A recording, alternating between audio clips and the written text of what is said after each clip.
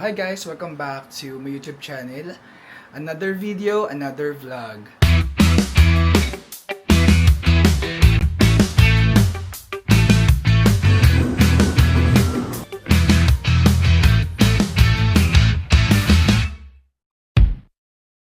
It's Saturday. Matagal na rin tayong hindi nakakatakbo, so tumakbo naman tayo. For my outfit, black shirt lang and black short. And ayun guys, umulan na nga. Since nasa gym naman tayo tatakbo, wala namang problem yun. Okay? Samahan niyo pa rin ako ha. Let's go!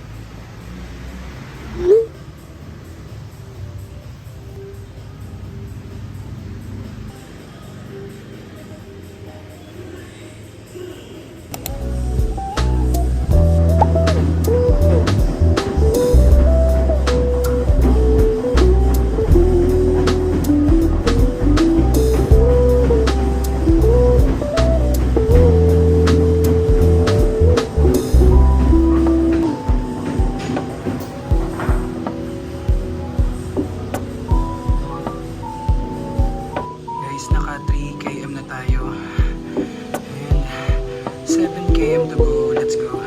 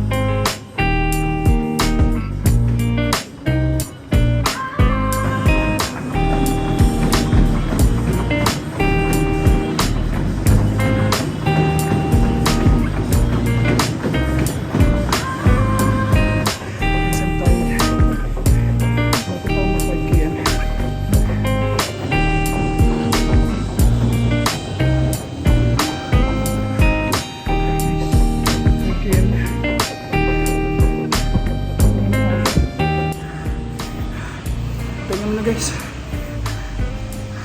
medyo okay siya, pero nung kayo na kasi yung first 15 minutes nahihilo talaga ako, pero nakapagpahinga ako, okay naman siya.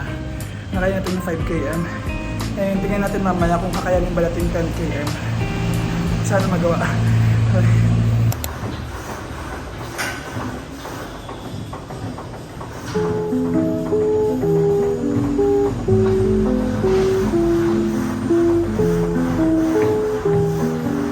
Sakit na ng paa ko guys. 7 kaya pa lang.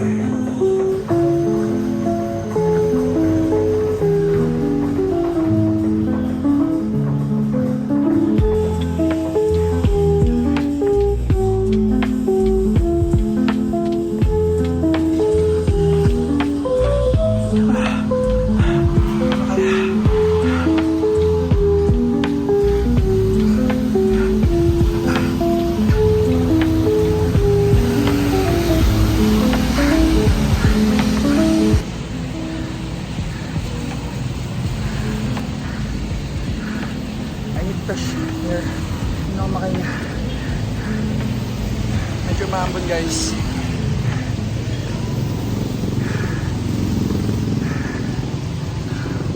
Two km na lang and hindi ko alam kung kaya ko pa kasi sakit na ng paa ko and pagod na ako. Next stop muna ako and tingnan natin kung kaya pa ng katawan kung magpatuloy or mag-i-stop na ba tayo sa almost 8 km. Wala na rin pala akong tubig guys and 2 km pa ang natitira. Wala na akong water.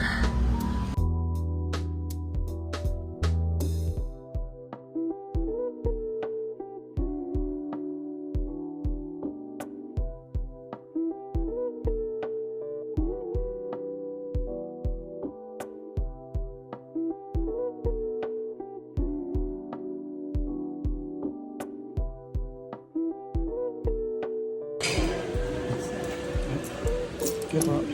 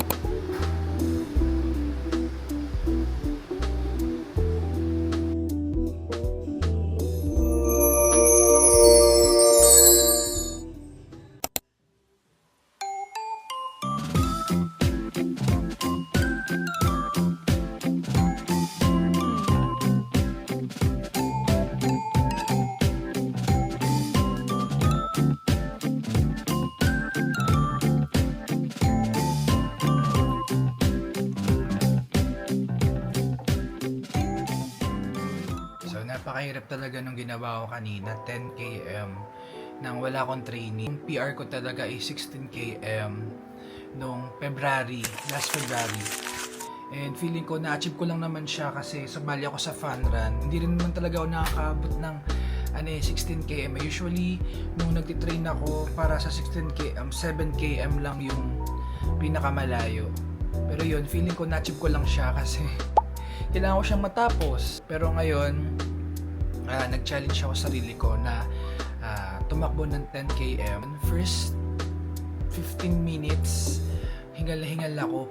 Parang tatanong ako sa sarili ko kung tama ba itong ginagawa ko, pagpapatuloy ko pa ba. So, nung nagpahinga na ako, medyo okay naman. So, nung 3 km, okay naman siya. 5 km, parang gusto ko nang sumuko. Halfway na siya eh. Pero, ayun, nagpahinga lang ako. And after that, 8 km, napaka-challenging nun. Nagbuhat ako bago ako tumakbo. Kasi kanina, pagpunta ko sa gym, wala masyadong tao. Pero 'di ba ang goal nga natin is tumakbo.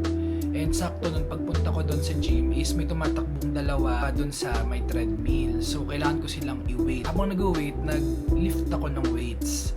So I think siguro nakadagdag din yun. Kaya super pagod na talaga ako ng mga 8 km. Ayun. Like our dreams, malayo man siya, and kung may mga challenges patungo sa goal mo na yon, harapin mo siya like katulad sa akin kanina. Wala na akong tubig and super uhaw na ako. Actually, pwede ko na maging reason yun para mag-stop kasi pagod na ako, wala na akong tubig. I realized doon mo talaga masusukat kung hanggang saan yung dedication mo para ma-reach mo yung goal mo. So yun nga, bumili ako ng tubig and finally natapos ko nga yung challenge ko sa sarili ko na makatakbo ng 10 km. My next goal would be half marathon. Hindi ko alam kung magagawa ko siya this year. Pero probably sasali ako sa 500 ulit para ma-achieve siya.